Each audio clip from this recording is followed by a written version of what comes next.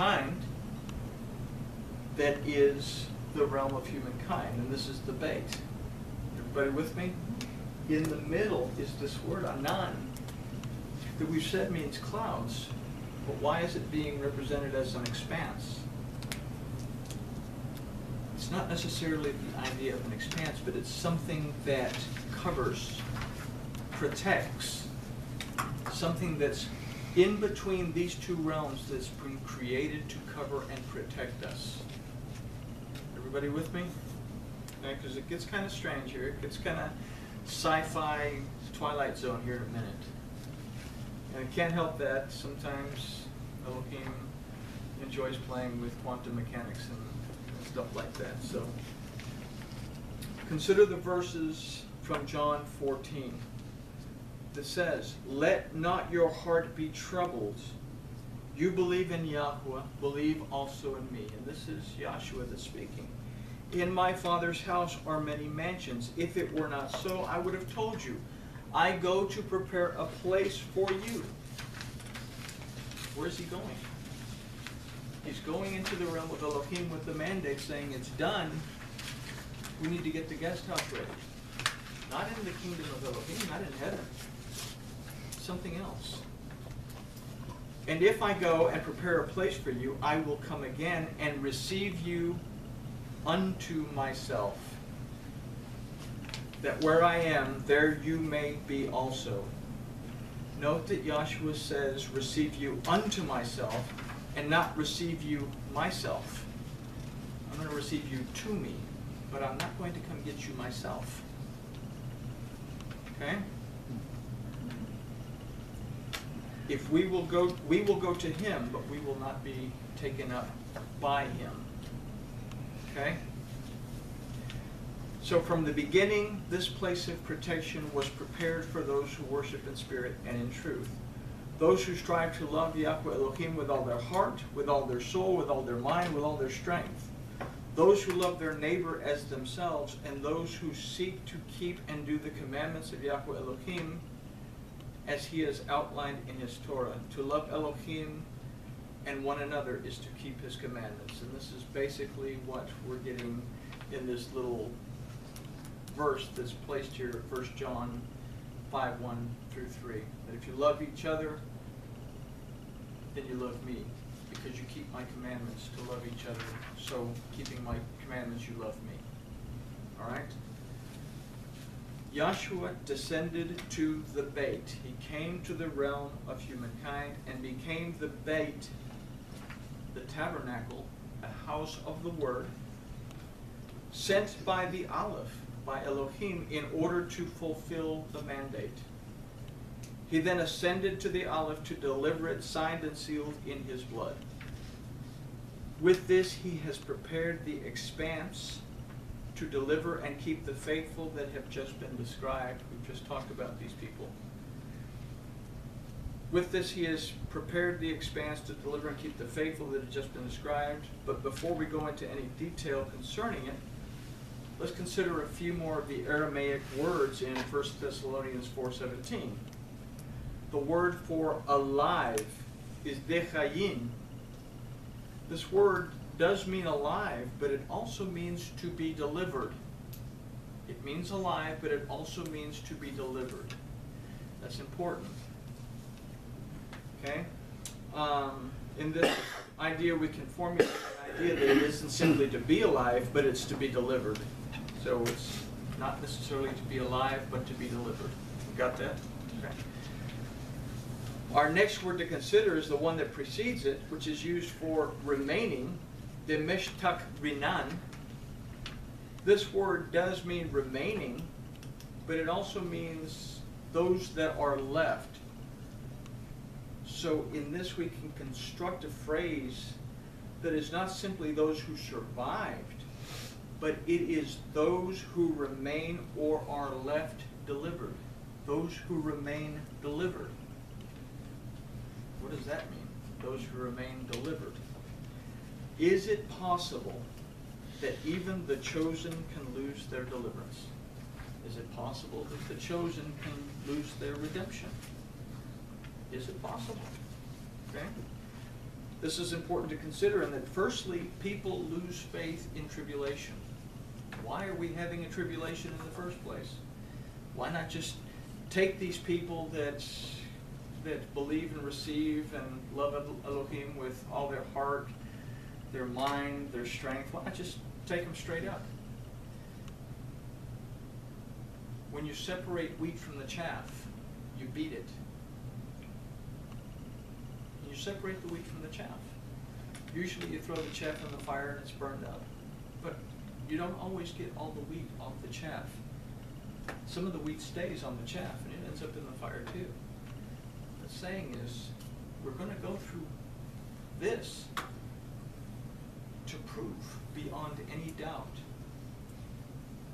that we do indeed love Elohim. Are we willing to suffer to an extent to continue? Yahshua was willing to die at the Tav. How far are we willing to go? Okay? So, is it possible that the chosen can lose their deliverance? People lose faith in the tribulation, but also this idea is going to play out after the 1,000-year reign of Mashiach, when the Satan is released again to bring temptation one more time. The choice to do as Yahshua said and fight the deception with the truth of Scripture, and we have this in Matthew 4, 1 through 11, where the Satan tempts Yahshua 3 times, and all 3 times Satan twists Scripture, but Yahshua responds with the correct Scripture to send him away, as opposed to being like the woman who, having heard, she was part of Adam. They weren't separated. They were both there, Ish and Isha. That as the woman who simply didn't pay attention to the instruction of Yahweh, this is Bereshit 3:1-6. We've talked about that a number of times, where Satan throws out a twisted line through the serpent, and the woman basically adds to the word, takes away from the word, makes up her own word in the process. So, can we lose our deliverance? At the end of the 1,000 years, the Satan is loosed. Why is the Satan loosed? Is this some kind of a cruel joke that Elohim's playing? Or is it again that in order to reestablish the heavens to the earth completely, that we have to be able to be like Yahshua and defeat the Satan at his own game, using the word of Elohim? We'll have 1,000 years to get it straight. Adam had a day. Okay? All right. Everybody with me? Good. This is the final choice before the final judgment, which is not within the scope of this study. Now we must consider the word for caught up, which is net chetef, which means to seize or to catch away. To consider this, we will have to consider the word for together, which is achada, from the root echad, meaning one. We will be of one accord, entering into the place prepared for us from the beginning by Yahweh Elohim and opened for us by Yeshua. The question now arises as to how we are to get there. We don't understand, we can't grasp the intricate physical properties of how we are made and exactly what we're made from. Okay? The ideas of quantum mechanics belong in sci-fi movies. And we don't. You split an atom in half, you have 2 quarks. You put one quark in San Francisco and the other quark on the opposite coast, and if one moves to the right, the other one moves to the right. It's like they're both in the same place at the same time. We can't understand stuff like that. It's beyond our ability to understand. Okay? We are composed of light energy. Now, they have this machine thingy, and I don't know what it's called, but they've actually taken pictures of the human body, and they actually see that it's light. That there's different colors of light. You get depressed, the colors become dark. You're happy, the colors become light. So it's a very interesting thing. creatures of light. All right? We are a mass of atoms traveling at tremendous speed. The faster the atom goes, the harder the material. The slower it goes, well, it becomes loose. All right? In theory, atomic structure can change. Electrons can slow down. Atoms can be split, etc. Nothing that makes sense to us. And we have the laws of physics. And Kepler did mathematics to explain the motion of the universe. Newton came up with his theories.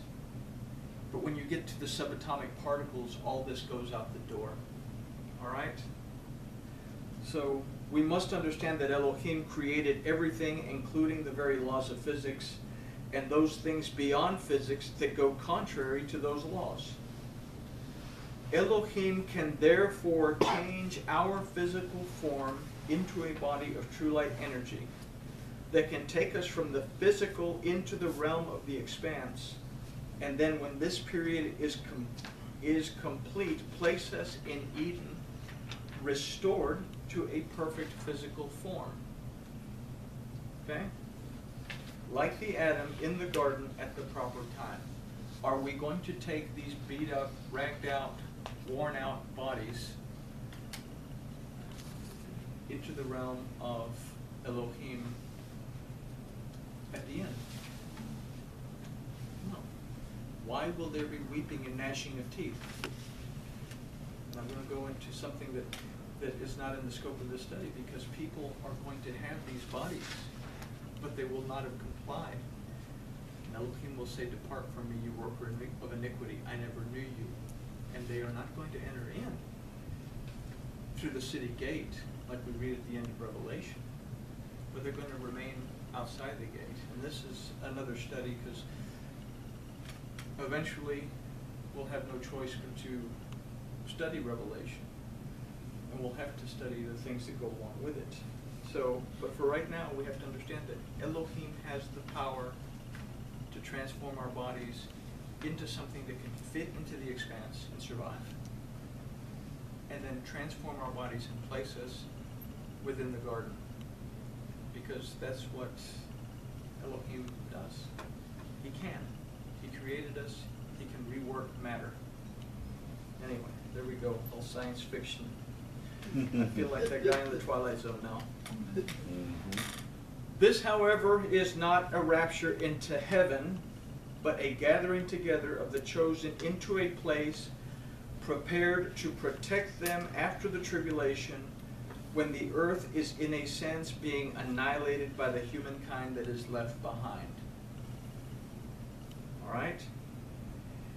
It is here that we begin once again our relationship with our Master that can take us unto always. What does this say? I will come again, receive you unto myself, and there you will be, but he says that we will be with him always. Okay? So it takes us into always, eternity. Eternity will be a word that we don't use anymore, because at this point time will cease to exist again. It didn't exist in the garden prior to the transgression. The clock started ticking at the transgression. That's why it says, in the beginning, Elohim created the heavens and the earth. It is in the beginning that the mandate had to come into being, because the world was formless and void, and the spirit of Elohim was hovering over the face of the deep. We all understand what that means. Humankind had made a big mistake. The Adam had made a mistake. Now, time had to come into being in order to fix the mistake. So, all right. This study will not go into the details of the Revelation, the judgment seat of Mashiach, the marriage supper of the Lamb, or the white throne judgment, as these require their own time and study. There's a lot of stuff in each one of those particular areas, and we can't handle too many more 17-page nights. Okay? Interesting. I think it's totally right. All right. But for now, This study has served simply to explain these passages in Matthew 24 and 1 Thessalonians 4, and hopefully they've explained them thoroughly enough that we can understand that we will not see Yahweh or Yeshua descend in physical form. We are to strive to be sensitive to the Ruach to help us perceive the changing times and be prepared at the sounding of the shofar, which will be heard by all of humankind, to be ready to yield totally to the word of Yahweh and to the instruction of the voice of the chief messenger. We must be able to overcome tribulation and then be ready to be caught up into a place prepared for us from the beginning, to prepare for always, with our Master, who is Yahweh, and his high priest in the manner of Melchizedek, who is Yahshua HaMashiach, when Elohim's creation of Eden is finally restored and the realm of Elohim and the realm of humankind are once again Echad, one. We said last week that the physical embodiment of Yahshua HaMashiach will be in Jerusalem, in the New Jerusalem, after everything is done. When the new heavens and the new earth are established, the physical embodiment of Yeshua HaMashiach, the high priest in the order of Melchizedek, will be there. What was the duty of the priest? To accept our sacrifice. Now, we're not going to have to give blood sacrifice because he paid the price for that. But the temple service, like Ezekiel says, will be restored in that we will bring our tithes, we'll bring our offerings. We'll still be doing, but we'll bring our worship to Elohim. Okay? And that's, hopefully, that answered your question. Hopefully that answered your question. I forgot what the question was. What does C mean? Any questions? Going once. Going twice. Not seen this before. You won't see this before. No. Nothing in those verses in Matthew or in Thessalonians from the Aramaic says anything about seeing a physical form. We misinterpret it because we worship what we don't understand. And that's exactly what Yahshua said. You worship what you don't understand. We can't understand it out of the Greek. Greek just takes a word and translates it into... We have Hebrew and we have Greek. Borrow your pen there for a second. If we describe this in Greek, it says a yellow and black cylindrical object. Okay, it tells us it's a yellow and black cylindrical object. If we describe it in Hebrew, it's going to tell us a yellow and black cylindrical object that writes. It can write in black ink, it can write in red ink, it can write in green ink, it can write in purple ink. The yellow might be yellow or it might be orange. Hebrew is an explosive language, and within the Hebrew letters that are describing this pen, it's telling you another story about this pen. So we can't have Brit Hadashah in Greek. We just cannot. And unless we understand the language of Elohim, which is Hebrew, we can't really understand the Aramaic either. If we don't think in Hebraic terms, we're in the same boat. So this is why the prophet said that towards the end, 10 men will gather together and grab onto the hem of a Yehudim and say, let us follow you, teach us. Very slowly we're seeing a resurgence of the importance of Torah. Very slowly we're seeing his name be put back where it belongs. But it's very slowly. Anyway, anybody else? Grooviness has been achieved.